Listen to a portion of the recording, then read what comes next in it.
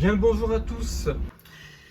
Donc le SAE, service d'aide à l'exploitation, il y a plusieurs noms selon les réseaux sur lesquels on est, selon les endroits, selon les régions, etc. À Paris, à la RATP, on appelle ça un ICS. D'autres ils vont appeler ça un IUV, etc. Bon bref. Donc ça c'est un SAE, je vais faire attention donc à mon appellation, à mon articulation. Service d'aide d'exploitation, à ne pas confondre avec frein d'arrêt d'exploitation. Donc FAE, frein d'arrêt d'exploitation, et là SAE, service d'aide à l'exploitation. Sinon il y a SAEIV, etc. Là vous voyez, ça nous indique par exemple là où on est. Alors là par exemple, vous voyez, je suis sur la ligne T3, à destination de Gare. Là actuellement je pars de Bois-Joli. Là je me suis arrêté à Bois-Joli en face. Je ne sais pas si vous voyez. Non, on ne voit pas d'ici. Ici on voit pas grand chose.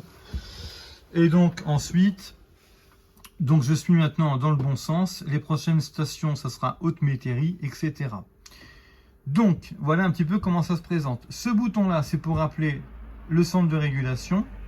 Ça c'est le SAE. Ça c'est les billettiques. Alors la billettique, selon les endroits, elle peut servir aussi à calculer le nombre de billets. Par exemple, si vous vendez, par exemple, nous, un ticket, c'est 1,50 €. Si vous voulez vendre 4 tickets, ça va coûter, vous tapez 4 tickets, il va vous dire, ça fera 6 €. Comme ça, si vous avez la flemme de calculer, là-dessus, je ne sais pas si on peut le faire, mais en tout cas, je sais que sur les ICS, à la RATP, on peut le faire.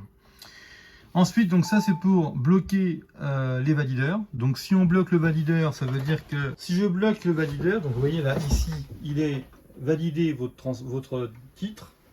Si je bloque, là j'ai bloqué, je ne sais pas si j'ai bloqué vraiment. Oui. Et là il y aura marqué contrôle en cours. Je vais redébloquer. Voilà, j'ai rappuyé et là on peut de nouveau. Voilà. On peut donc revalider à nouveau. Ensuite, donc là-dessus, par exemple, vous avez différents messages préenregistrés.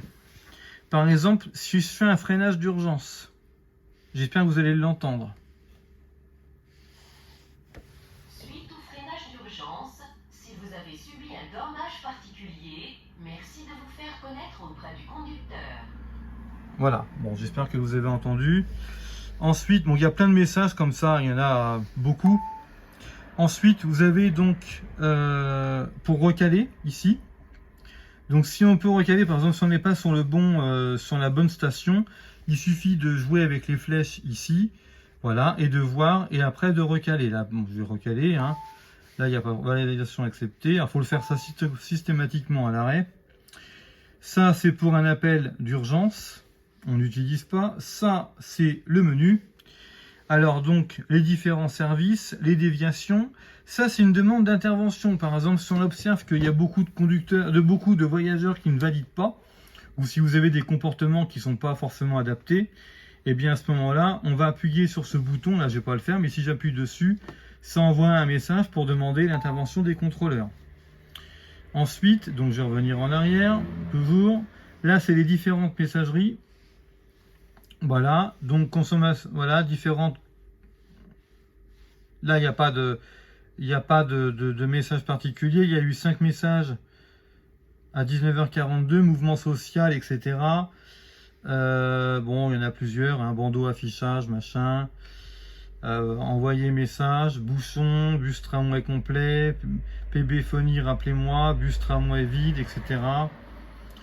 Là, c'est différents messages comme vous avez fait voir tout à l'heure. Attention à la marche, ouvrir fermeture des portes, etc. Fonction sono des passagers. Bon, là, normalement, là, ça fonctionne pas.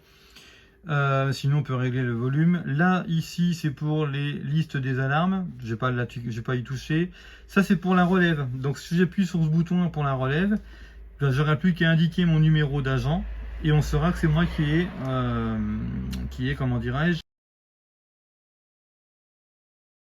aux commandes. Ensuite, ici, c'est pour indiquer la fin de service. Je vais pas le faire non plus. Et là, ça veut dire qu'il faut que je parte. Voilà. Mais comme ça, vous avez un petit peu l'idée d'un petit peu comment ça fonctionne un SAE, service d'aide à l'exploitation. Et puis sinon, bah, regardez, vous avez différents modèles selon les réseaux.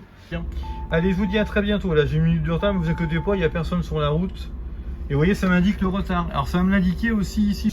Et regardez, vous voyez ici, là, j'ai 1 minute de retard. RT1. Si je vais en avance, il y aurait marqué AV1. Et là, ce serait non pas en fond vert, mais ce serait sur fond rouge. Voilà. Allez, je vous dis à très bientôt. Là, je suis au Haute-Métairie. Maintenant, je vais passer au lycée. Bon, je suis arrivé à Gare.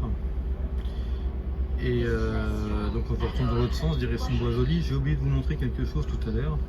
C'est que en haut là, ici, hop, j'ai la fonction GPS.